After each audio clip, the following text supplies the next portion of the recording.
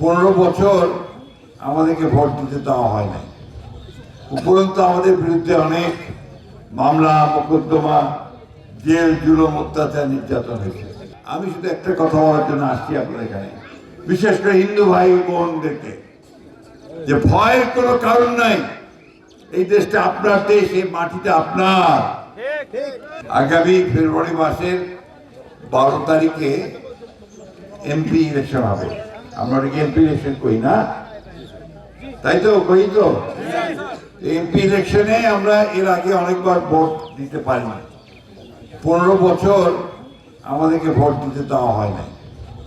উপরন্তু আমাদের বিরুদ্ধে অনেক মামলা মোকদ্দমা, জেল, জুলুম, অত্যাচার, নির্যাতন হয়েছে।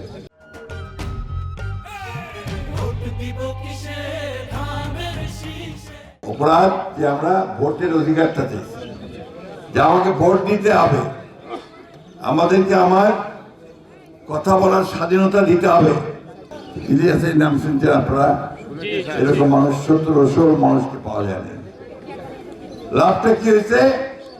লাভটা হয়েছে যে আমাদের ওই সরকার প্রধান হাসিনাকে দেশ ছেড়ে পালানো হয়েছে না?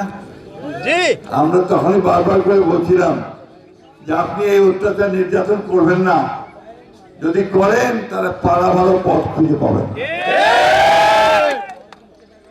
তা এখন তো উনি পালাই গেছেন, বাঁচে গেছেন, কিন্তু আমাদের যারা এখানে আওয়ামী লীগ করতো, আমাদের ভাইয়েরা বোনেরা, ওরা যাবে কোথায়? ওদের তো বাড়ি ঘর সব এখানে,